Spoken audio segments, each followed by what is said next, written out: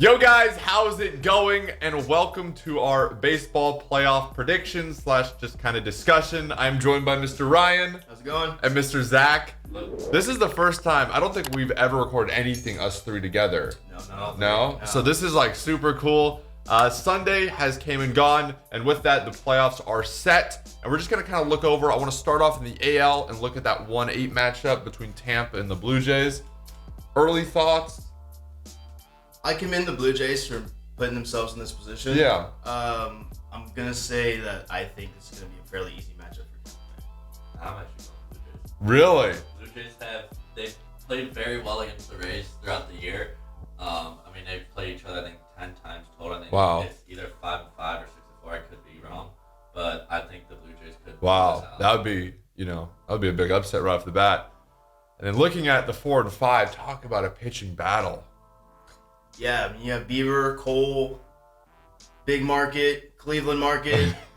I love it. I'm actually going to go with the Indians on this one. I just think their pitching is just going to be a little bit better, and that's going to put them over the top. I'm going Indians as well. Wow. Bieber is going one. He's been won a pitching triple crown this year, and then you got Zack, who's been on fire lately, going there. And the Indians bullpen is also always very good. Okay, I'm gonna go the Yankees, but I don't know. Not that Anyways, as we look at the 3 and the 6, obviously this is where you are. How you feeling? To be honest with you, this will probably be my best case scenario matchup. Yeah. I think we match up well with Minnesota. I'm glad, honestly, that we did dodge Oakland. They've kind of had our number over the years, especially this year. I would say, honestly, I'm probably gonna have to go with Houston in this round.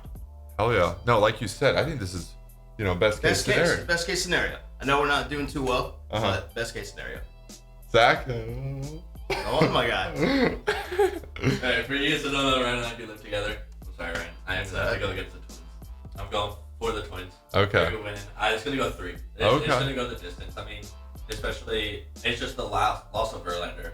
Verlander's one of my favorite pitchers, not on my Dodgers altogether. And it's the fact that he's out just really hurts them. And then the entire Astros bats have just not been there the whole year. They've been streaky, and they haven't looked good to close out the year, so I'm not looking forward to that. Okay, then finally, the 2 and the 7, talk about just fireworks off the bat in this first round.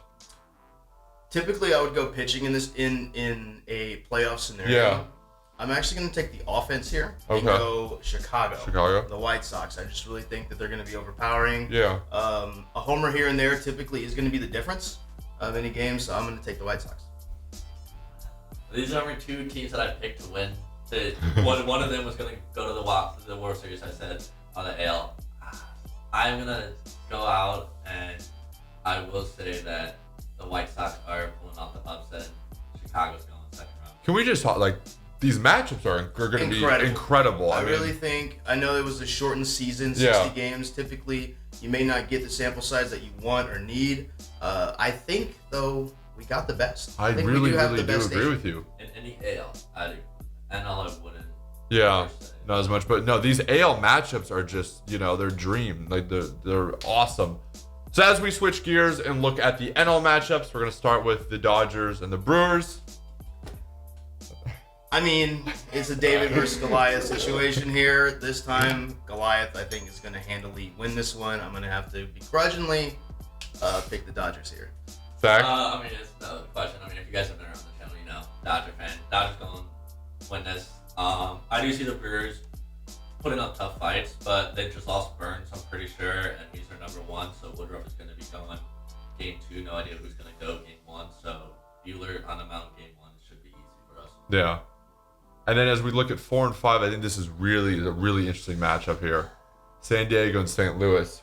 I have gone back and forth. I want to hear what you guys have to say. This is a tougher matchup than I think a lot of people realize. Yeah. I think that St. Louis has gone a little bit under the radar. Yeah. Just not really getting probably as much TV time. Maybe don't have as flashy players. Yeah. Having said all that, I'm going to go with the flashy players. And then I'm going to take the Padres. Taking them probably 3 games. Padres, I've seen them a lot. Too much? And I don't want to see them again, but I can't go against. Tatis is probably face of baseball for years to come now. I mean, these guys both know I'm not a lot of fans for a lot of flashy players at times that aren't on the Dodgers. But Tatis is one of the exceptions. And Padres have Clevenger now. I mean, I know he's out for a bit, but should be back soon. And Rosenthal just looked great today in the last couple games. So, Padres. This one's so interesting to me because, like, I want to root for the Padres. Like, oh, well, obviously I am going to be rooting for the Padres because, I want to see, Tatis and Machado and all them in the playoffs. But at the same time, I just feel like there's just something. You can never count St. Louis out. And, they have so many, well-experienced players. So I just want to see St. Louis in the NL pitching. I just don't want to see the Cardinals. That's where the Cardinals come in and they just kill us. That's why I don't want to see them in the NLDS. Moving on, we have the Cubbies and the Marlins. This was, for me, like, obviously, looking at it from a Cubs perspective, I feel like this probably was best case scenario. Nothing against the Marlins. And again, the Marlins are, what they've done this year with all the players that tested positive for COVID. It's been unbelievably impressive.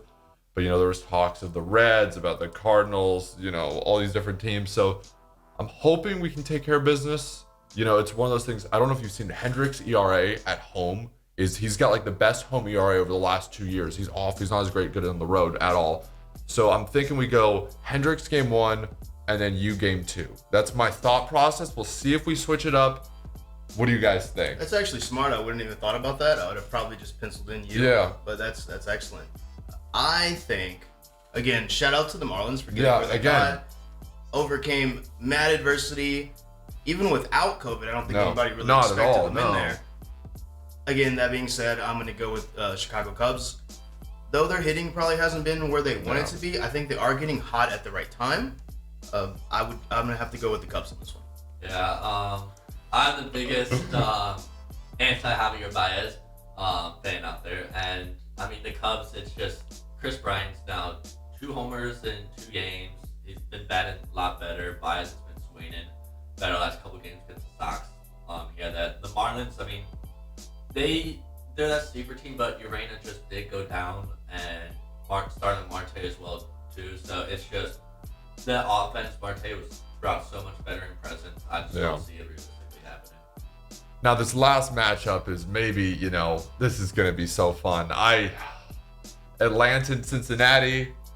I'll let you take it away. I think this may be the most fun series out of the entire bunch. You have the incredible pitching, Sonny Gray, Trevor Bauer. You have Atlanta Braves, who are going to be probably my favorite team on the NL side. I just think their firepower. They're so fun. They're really just solid through and through. They can make little tweaks to the starting pitching, but no team's going to be perfect. I do think Atlanta will have enough to overcome Cincinnati. Okay. I mean, if you guys have heard of Trevor Bauer, Power, my guy. Him and Gray going 1-2, and then you got Luis Castillo potential game 3. The only thing that's just holding me back on the Braves has just been what's always been year-round. It's just the pitching. I mean, their starter and then the bullpen also is like shaky at times as well. They go through streaks. It's going 3, and I think the Braves are winning just because Castillo has been off lately. So I say the Braves are beating the Reds. So I'm actually gonna go with the upset here, and hopefully Mikabite is not watching this video because he's a big Braves fan. But I like the Reds have been hot as of late. They've played really good baseball. Like you said, the pitching is just, you got Bauer game 1, probably gonna win the Cy Young, and then you throw Sonny Gray. I mean, it's a dream scenario for these best of 3s. So we'll see what happens, guys. Let us know in the comments down below what you guys think. Also, make sure you guys do check them out. Check out their podcast. You guys ever want to give me a link for it so I can throw it in the description? We'll give it to you, We'll get that sorted. And until next time, we'll talk to you guys soon. Peace.